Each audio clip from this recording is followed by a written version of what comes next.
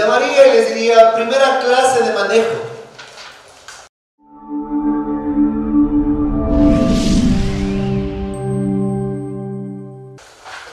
A ver, anote la primera clase de manejo. El carro tiene 4 llantas, un motor y asientos. Segunda clase va a venir la semana que viene y vamos a abrir un libro de 100 o 1000 hojas, teoría del automotor. Imagínense. Tercera, le voy a mostrar videos de accidentes, videos de cómo se maneja y vamos a hablar de experiencias del manejo. La quinta semana y así sucesivamente hasta que llega la 7ª semana y le digo ahora sí, usted está listo, tenga las llaves y empiece a manejar. ¿Qué va a decirme usted? ¿Podrá o no podrá manejar? ¿Podrá o no podrá manejar? ¿Cómo se aprende a manejar? ¿Quién dijo chocándose?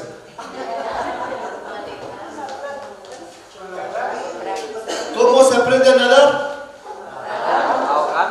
¿Cómo se aprende a caminar? Bien dijo Marquito, ¿cómo se aprende a nadar? Medio ahogándose. ¿Cómo aprenden los niños a caminar? Cayéndose. ¿Cómo aprende a montar en bicicleta? Yo tengo las rodillas y todos vamos a tener codos, rodillas y unos recuerdos de cuando aprendimos la bicicleta. Y a manejar la palabra de Dios, ¿cómo aprendemos? Exactamente. Manejándola, abriéndola, orando con ella. ¿Cada 8? ¿Cada 15? ¿Cada seminario? Todos los días. Así es. Por esa razón, en esta noche, para usted aprender, digamos, una introducción del manejo bíblico, yo no voy a predicar eso. Ese es su trabajo, no el mío. Porque usted tiene que comenzar a coger su instrumento, su arma, su fusil espiritual, la Biblia, y usted comenzar a trabajar. Yo no puedo aquí hablarle de todos los concilios habidos y por haber, si usted no abre la Biblia, no lee, no se interesa por ella.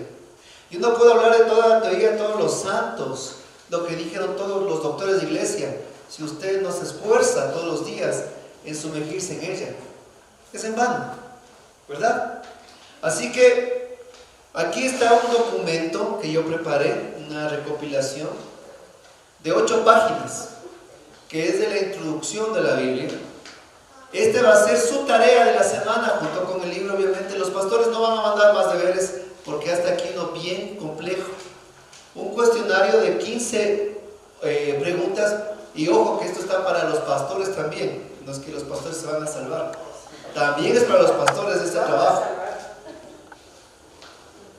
Tiene 15 preguntas y tiene toda la recopilación de cómo usted, de una forma introductoria, puede tener una idea de cómo manejar la Biblia. Este va a ser su trabajo teórico de la semana, en el cual usted se va a extasiar y usted va a subrayar, va a tener, es un material que usted tiene que conservar, ¿ya? Y ahora vamos, mis hermanos, con la palabra de Dios, con su palabra, vamos a nutrirnos de ella, vamos a extasiarnos, pero la palabra de Dios nos va a iluminar. La palabra de Dios nos va de una manera extraordinaria a mostrarse hoy como nunca. ¿Por qué? Porque vamos a trabajar con ella a través de muchos símbolos visibles.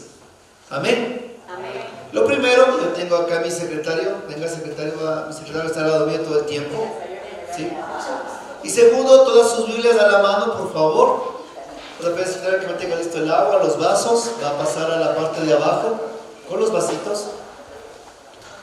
Vamos a manejar muchas citas bíblicas que nos van a orientar qué es la palabra de Dios.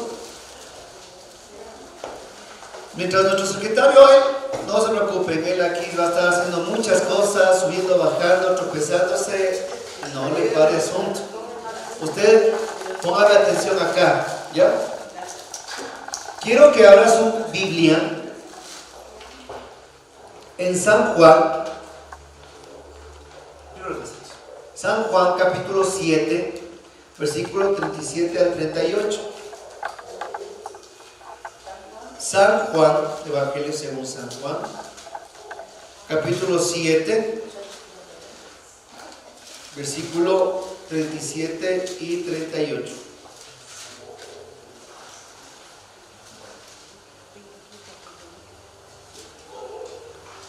Amén. A ver, mientras está pasando rápidamente nuestro secretario lo que es de todas esas cositas, vamos a proclamar la palabra. Él está dando un vasito y después va a llenarlo con agua. Necesito que lo... Siéntese, Marcelita, siéntese. Déjele nomás, déjele tranquilito, está en estudio bíblico. San Juan 7:37. El último día de la fiesta, que era el más solemne, Jesús, puesto en pie, exclamó con voz potente: el que tenga sed, que venga a mí, pues el que cree en mí tendrá de beber. Lo dice la Escritura, de él saldrán ríos de agua viva. Decía esto Jesús refiriéndose al Espíritu Santo que recibirían los que creyeran en él. Todavía no se comunicaba al Espíritu porque Jesús aún no entraba en su gloria, no había entrado en su gloria. Palabra del Señor, gloria a ti, Señor Jesús. En este primer signo, que nos ayude el secretario, por favor, poniendo la agüita a todos los vasos. Este primer signo nos dice que la palabra de Dios es como agua. Y vamos en este momento mientras Pablo, le pido que al final vamos a tomar todos del agua. Dice que la palabra de Dios es agua. Pero, ¿qué nos dice las Escrituras? Que Jesús con voz potente, o sea que Él exclamó con toda su energía, con todo lo que le daban sus pulmones, que le escuchaban en el templo más aún. El que cree en mí tendrá de beber, dice. El que tenga sed, que venga a mí. Hermanos, nosotros tenemos una sed, pero más allá de una sed física, tenemos una sed espiritual. El mundo tiene sed espiritual. Tanta sed espiritual tiene el mundo que tratan de llenar sus vidas con series de pseudo religiones, sectas, religiones orientales y todo tipo de cosas. A veces usted va a un local comercial y ahora es la moda. Antes yo por lo menos veía la sábila o la herradura. Ahora me da miedo de tantos gatos que veo en los locales comerciales saludando. Porque la gente tiene sed. Tiene sed. Y en esa sed ha comenzado a tomar, dice, agua de pozo agrietado. Y Dios, el Señor, dice: el que tenga sed, venga a mí. Solo Jesús es el único que puede calmar la sed en nuestras vidas. Y la palabra de Dios es aquella que nos ofrece el agua viva. Ahora, cuenta una historia que había un joven que subía a la montaña todos los días con un montón de baldes para coger de la vertiente a su pueblo. Y un día que está subiendo, dice que le encuentra a Jesús sentado en esa vertiente y le dice: hijo, te envío a que sanes a todo tu pueblo, le dice. Y Jesús topa el agua y dice: llena todas tus tinajas, y cuando tú des de esta agua, las personas se sanarán. Y Jesús le dio el agua, él tomó y el joven se fue. Total, el joven comenzó a dar una cucharita de agua primero a sus hijos y se sanaron. Después a su papá, a su mamá, y se sanaron. A su esposa se sanó. Después a sus vecinos, a sus amigos, a sus familiares, y se sanaron. Después pasó una semana y el joven abrió la ventana y estaba una cola kilométrica y para mi agua.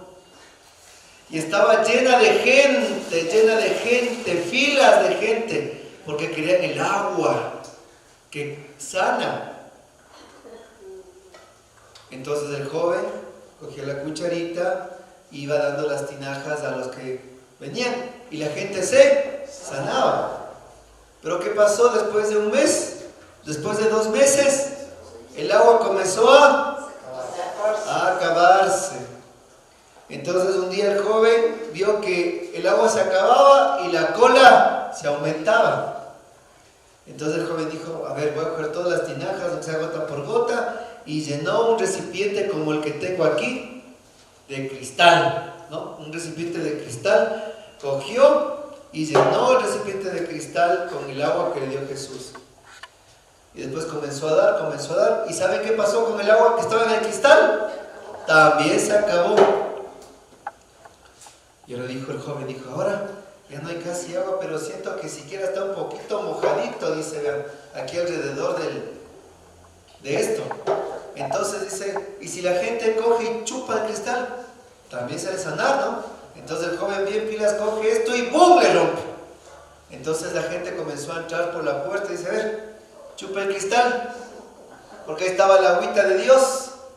Entonces la persona en fe dice, claro, ¿no? Si nos dice el hermanito, ministro, todo ha de ser, cierto ha de ser, dice. Entonces cogen el cristal, se meten en la boca, ¿y saben qué pasó? La gente comenzó a hacer sangre de la boca. No se sanaron. ¿Qué tenía que haber hecho aquel joven cuando se le acababa el agua? ¿Qué dice?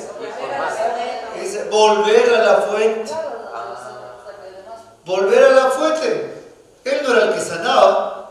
¿Quién sanaba? ¿El agua? Entonces, si Jesús le dio esa agua, ¿a quién tenía que recurrir por más agua? Y cuando a nosotros se nos acaba el agua en nuestras vidas, ¿a quién tenemos que recurrir? Al brujo, al horóscopo, a la angeloterapia, a la yoga, a la vecina, al gato, a la sábila, al pelado, a la pelada, al trago, a los vicios, al sexo. ¿A qué tenemos que recurrir cuando se nos acaba el sentido de la vida? El agua, la sed. ¿A quién es el único que puede calmarnos la sed? Jesús, ¿verdad? Jesús estaba sentado en el pozo de Sicar y le pidió a una mujer llamada la samaritana, dame de beber, le dijo. ¿Y qué le dijo Jesús? Si tú supieras el que te está pidiendo, tú me pedirías a mí el agua, porque el agua que yo tengo es agua que salta a la vida eterna, dice, ¿verdad? Que calmará tu sed. ¿Qué dijo la samaritana? Dame de beber. Y dice que Jesús sentó en la hora más cálida en Jerusalén. Y usted dice, la hora más cálida, ¿qué será? Unos 13 grados centígrados, dice. Hermanos, Jerusalén, en el mes del año más cálido, ¿sabe a qué grados centígrados llega? Recién estuvo acá nuestro hermanito, a 42 a 43 grados centígrados, ¿qué le parece? 42 hasta 48 dice, máximo 48 grados centígrados. Imagínense la sed que tenían allí. Y dijo Jesús, en ese calor, el agua que yo tengo calmará tu sed, le dice. Hermanos, ¿usted tiene sed? ¿Tiene sed? Sí. Parece que no tiene sed. ¿Tiene sed? Sí. Entonces beba, mi hermano. Beba el agua que salta a la vida eterna. Es el camarógrafo. Mira a los demás como están bebiendo, le agradecería. A ver, el camarógrafo no indica a nadie. A ver. Tome, a ver. Tome las imágenes. A ver. Tome el agua. Tome el agua. Muy bien. Que salta a la vida eterna.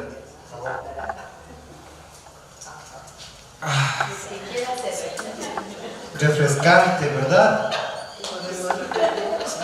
Totalmente refrescante.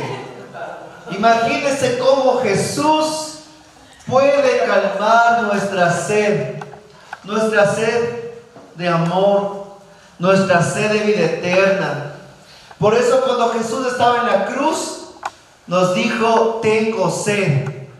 Pero esa sed que tenía es para que nosotros seamos saciados. Una sed de su espíritu.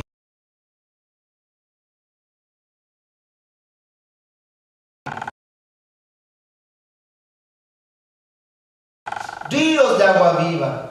Y más aún el Señor dice que todo aquel que se acerca a Él, dice la Escritura, de Él. O sea, si nosotros nos acercamos a Jesús, de nuestros corazones, de nosotros saldrán ríos de agua viva. ¿Se da cuenta? Miren, ¿cuál es el único requisito? Dos requisitos. El que tenga sed, venga a mí. Hermano, ese es el único requisito. Y serán saciados. Y después de nosotros saldrán ríos de agua viva. Amén. Amén. Una de las citas que hemos taladrado en este crecimiento, machacado y remachado, Primera de Pedro 2:2, que ha de hacerse de memoria, ni siquiera tendremos que ni abrirle esa cita, ¿verdad? A ver.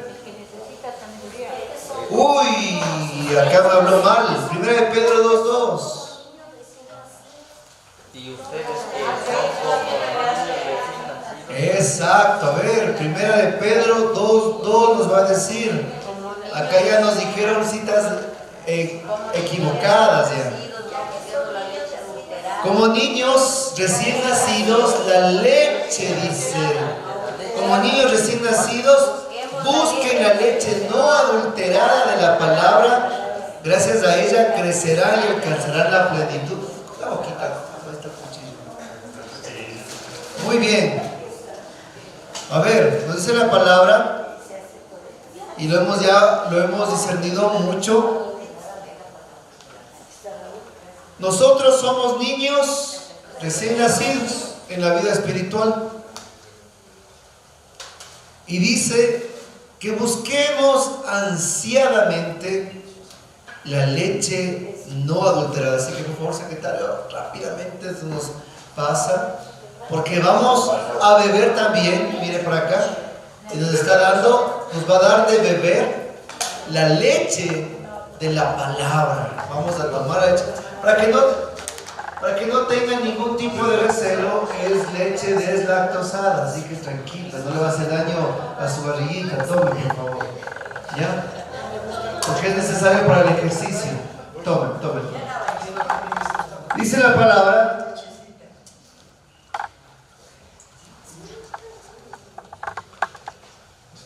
que nosotros tenemos que buscar la leche de la palabra. Lo mejor que el niño puede recibir desde su nacimiento es la leche materna, el calostro de la mamá. La leche materna es la que al niño le da, le fortalece, le inmuniza, le ayuda a crecer. Y a través de ese primer alimento en su vida, marca el crecimiento del resto de su vida. Ni por más mega fórmula que venga de la NASA, nunca equiparará a la leche materna. Y Dios, como padre y también madre que es, quiere que nosotros bebamos de la leche de la palabra. ¿Usted ha visto cuando los perritos nacen y buscan la lechecita? ¿Cómo son? Ansiosos. Cerrar los ojitos. Un bebé cuando busca el seno, ¿cómo es? Se desespera, busca. Y nosotros, ¿cómo tenemos que ser, mis hermanos, con la palabra de Dios? Ávidos, desesperados. Porque sabemos que cada vez que nosotros tomamos de la leche de la palabra, nosotros nos estamos nutriendo, estamos creciendo. Pero cuidado, dice, que busquemos la leche no adulterada. Dios nos quiere dar la leche legítima. ¿sí? No adulterada. Porque ahora hay tantas filosofías, tantos pseudo-teólogos, tantos que se inventan teorías y cosas. Unos dicen que Jesús era extraterrestre, otros dicen que Jesús, los años, un libro me acuerdo que un tiempo fue el revuelo, ¿no? Los años perdidos de Jesús. Y que decía el libro que Jesús, del tiempo que no habla las escrituras, se ha ido a hablar en las ciencias orientales, por China, se ha ido a hablar con Buda y Jesús regresó iluminado. Otros dicen, no, Jesús era un hombre como nosotros, lleno hasta lo alto de su mente, dicen, la metafísica. Y cada uno le quiere presentar a Jesús a su manera. Por ahí aparecen los disques revolucionarios. Ah, no, dice Jesús era un revolucionario, por eso tomen las armas, dicen. Y comienza a aparecer la leche adulterada. Mitad agua, mitad leche. En otros casos más agua que leche. Por ahí unos cogen la palabra de Dios y comienzan a tergiversarla a su manera. Como apareció un hermanito que me dice, hermanito Rubén, estoy feliz con este librito, estoy creciendo, me dice. Le digo, ¿y cuál es el libro que está creciendo? Pues le digo, ¿cuál libro? ¿Cuál libro? ¿Cuál? Le digo, ¿cuál? ¿El Evangelio? ¿Cuál carta? No, dice aquí, vea, este está lindo, dice, ve el libro del Mormón, me dice. Cuidado, le digo, que eso es ni siquiera agua con leche, sino es puro yeso.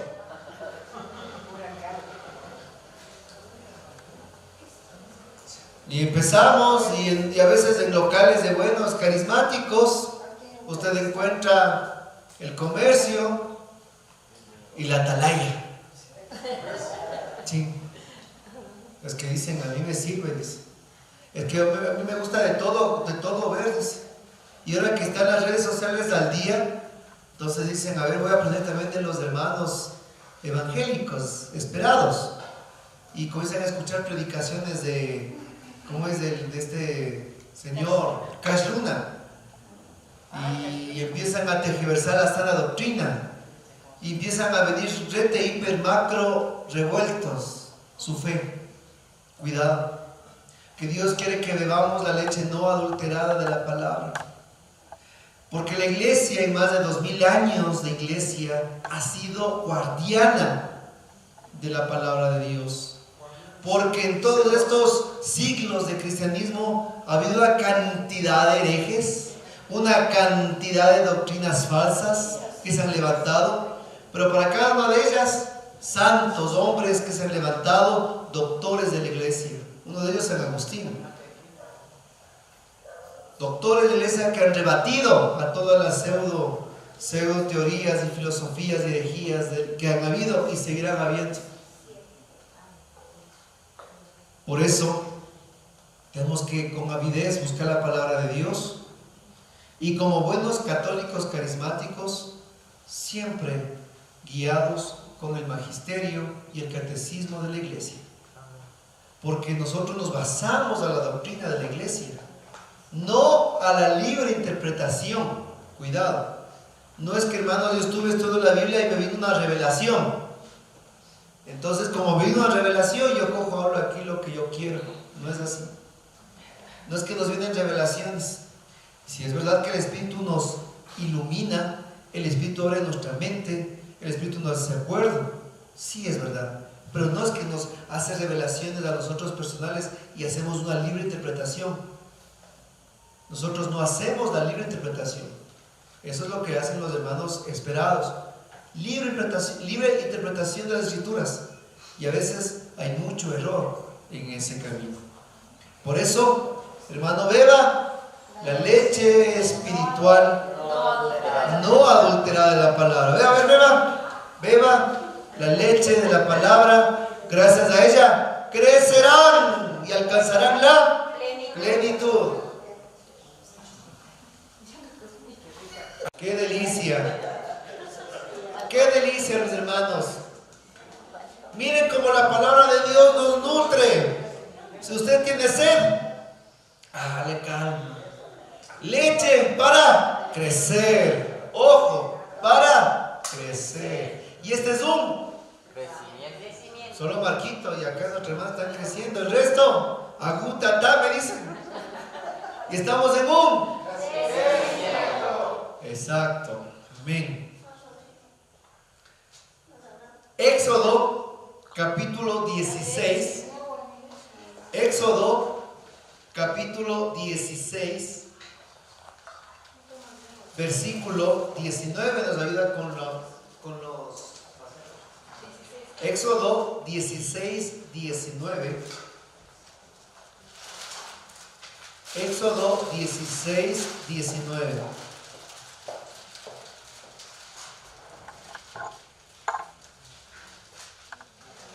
Amén. ¿Encontramos todos? Dice la palabra del Señor. Moisés les dijo: que nadie guarde nada para mañana.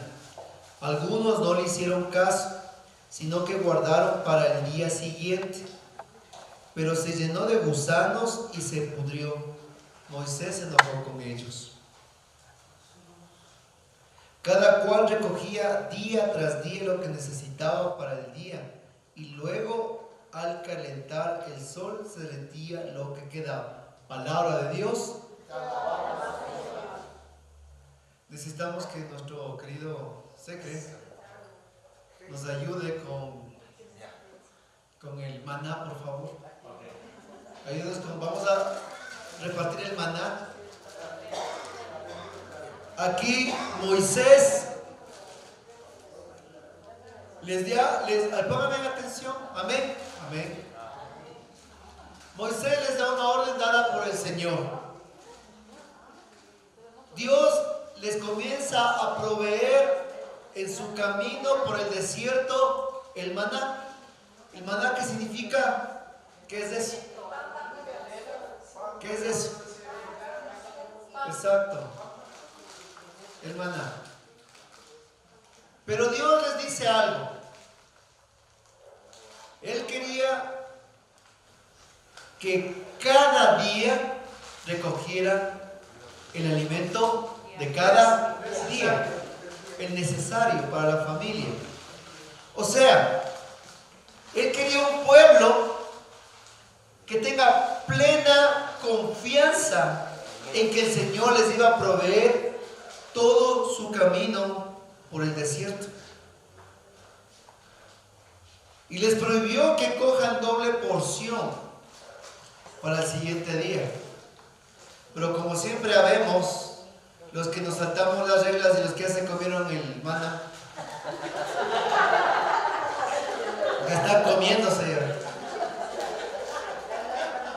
Dice, algunos no le hicieron caso, sino que guardaron para el siguiente día, porque siempre hay distintos. Los que no hacen caso, los que no paran bola. ¿Y sabe qué pasó con los que guardaron doble maná para el otro día? Aquí dice la palabra muy bien. Se agusanó. Y usted dice, ¿y esto, hermano, qué significa? Así es. La palabra de Dios es un alimento diario. Y usted con el alimento diario se fortalece el día de hoy. O sea, es que usted necesita la palabra de Dios hoy. Su alimento hoy. La palabra que hoy usted meditó, leyó, se alegró, fue para el día de hoy. No con esa palabra usted va a pasar un mes, ni 15 días. Ay, es que estoy feliz con lo que leí algún versiculito hace 15 días. No. Porque lo que guardaron al siguiente día se hizo gusano. ¿Qué quiere decir eso, mis hermanos? Nosotros necesitamos, para que una persona sea sana, ¿cuántas veces al día estamos comiendo? 3. los que tienen un horario rajatabla, digámoslo así. Pero nos dicen por ahí los expertos, los médicos, ¿verdad? Que se necesita comer hasta ¿cuántas veces? 5 veces al día, imagínense, 5 veces al día, para que usted esté rosadito, todo lleno. Si le empujan, ruede un poquito. A la final, mi hermano, estamos de 3 a 5, 3 mínimo, ¿verdad? 5 al día. Al día. No estoy diciendo a la semana, al día. Cuando una persona no come, comerá una vez o no comerá al día. Sufre de una enfermedad llamada la desnutrición. Esos son los que saltan los almuerzos, ¿cierto? La desnutrición, y cuando una persona es desnutrida, empieza a caer en un sinnúmero de enfermedades y hasta la muerte. Si una persona necesita hasta 5 veces al día alimentarse, naturalmente, imagínese nuestro espíritu, nuestro corazón, cuánto necesita de la palabra de Dios al día. Constantemente.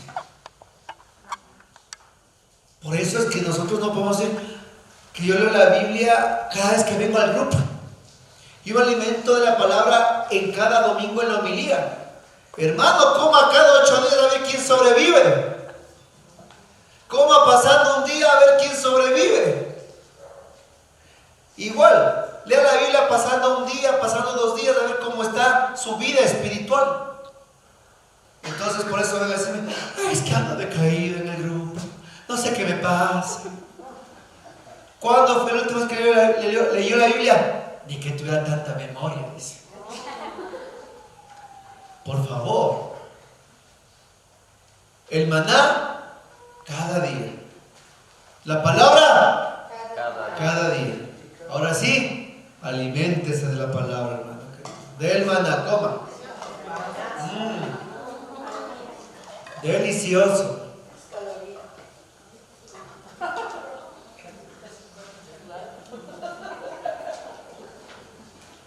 Así, mis hermanos.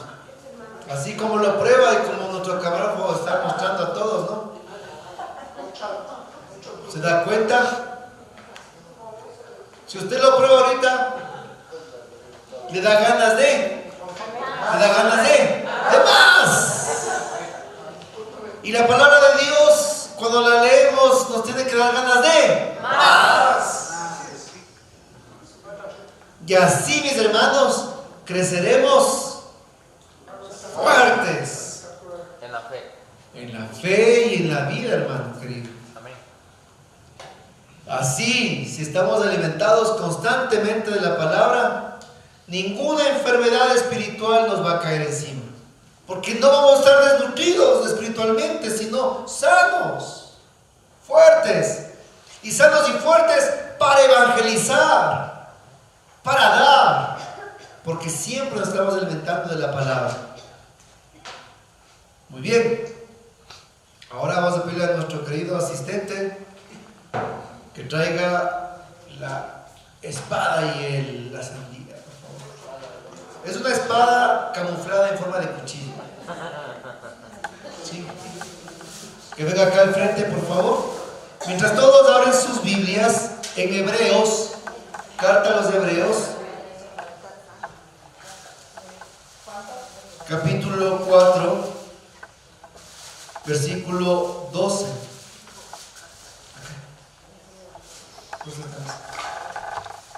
Hebreos 4, 12.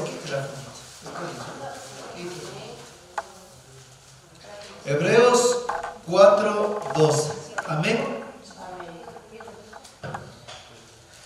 Porque a mí me extraña y estamos en un crecimiento. Yo estoy dando citas bíblicas a muchos de ustedes. Estamos dando citas del Antiguo Testamento, del Nuevo Testamento.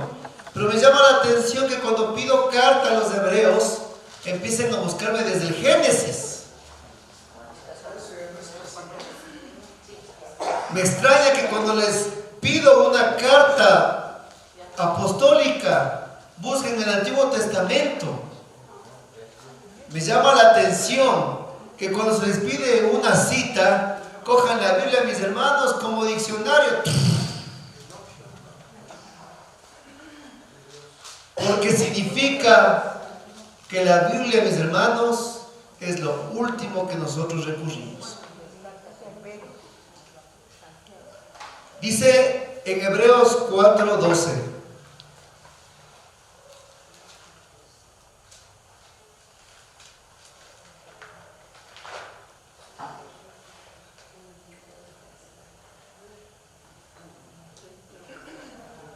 A ver si no estoy equivocado.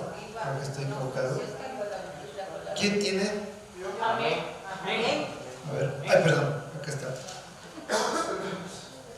Dice, en efecto, la palabra de Dios es viva y eficaz, más penetrante que espada de doble filo, y penetra hasta donde se dividen el alma y el espíritu, los huesos y los tuétanos, haciendo un discernimiento de los deseos y los pensamientos más íntimos.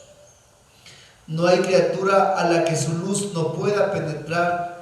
Todo queda desnudo y descubierto a los ojos de aquel al que rendiremos cuentas. Palabra de Dios, alabamos al Señor. Primero, la palabra es, la palabra dice, la palabra de Dios es fuerte, la palabra de Dios es viva. Es, dígalo fuerte, es viva. Más fuerte, la palabra de Dios es viva. Hermanos, es viva, no es letra muerta. No es como cuando encontraron por el mar muerto los rollos, unos rollos, y les pusieron los nombres, los rollos del mar muerto. Porque esa letra, esos rollos que encontraron es letra muerta. Pero esta, mis hermanos, esta es palabra viva. Y la palabra viva tiene poder. Por eso que es palabra viva y eficaz. Porque al ser palabra viva, dice en Isaías 55 el Señor, mi palabra que sale de mi boca no volverá a mí, dice el Señor, sin hacer el efecto, el fruto en sus corazones. Así como el agua que cae a la tierra y la germina y vuelve al cielo, así mi palabra no volverá a mí sin hacer lo que yo quiero, dice. Porque la palabra de Dios tiene que en nosotros hacer fruto, vida, carne, y volverá a la boca de Dios, pero dando santificación y vida a nuestras vidas. Segundo, ahora dice que es, muéstrame la espada. Esta vez no mostré una espada, pero sí un cuchillo de esos que son los matachanchos. Dice, todo el tiempo manténgame ahí arriba. Dice que es como una espada, mire, como una espada. Pero la palabra de Dios nos va a decir qué tipo de espada es. Correcto, doble filo. ¿Y qué significa doble filo? Los romanos corta por los dos lados, correcto, también. Pero ¿qué más de lo obvio? Dice que los romanos cuando tenían su espada doble filo y luchaban y penetraban a su enemigo, tenía dos características. No penetra. Cuando penetraba, dice que la espada doble filo tenía una característica: lastimaba al y al.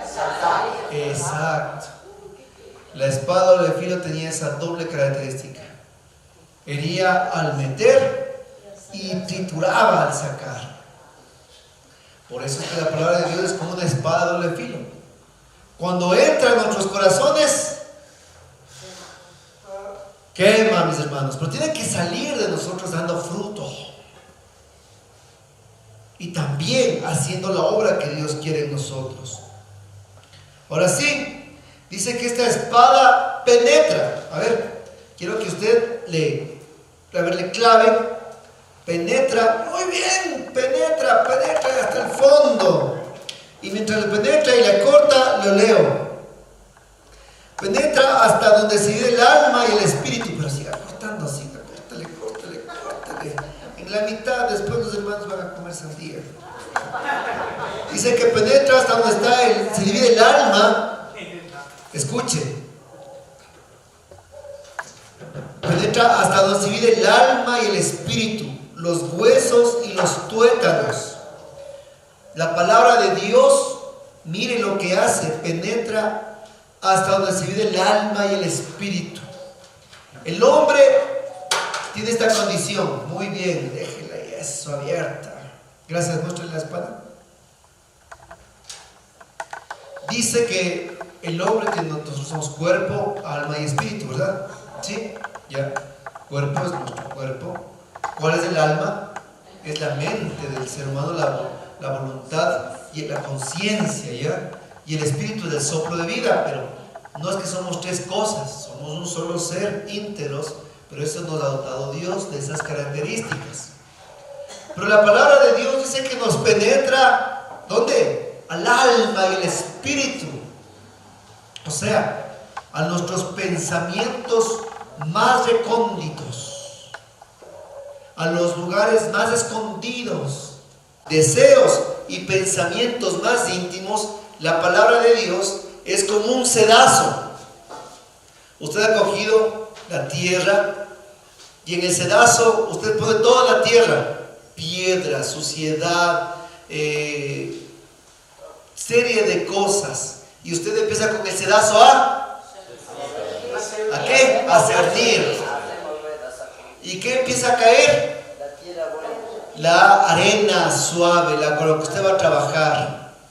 Eso es la palabra de Dios. Hace un discernimiento como el sedazo, y arriba queda la suciedad, lo que no sirve, lo que no vale, la basura, y Dios nos empieza a purificar, a hacer de nuestros pensamientos, de nuestros deseos más íntimos, puros, lo mejor, lo que se puede trabajar, el barro, lo que sirve.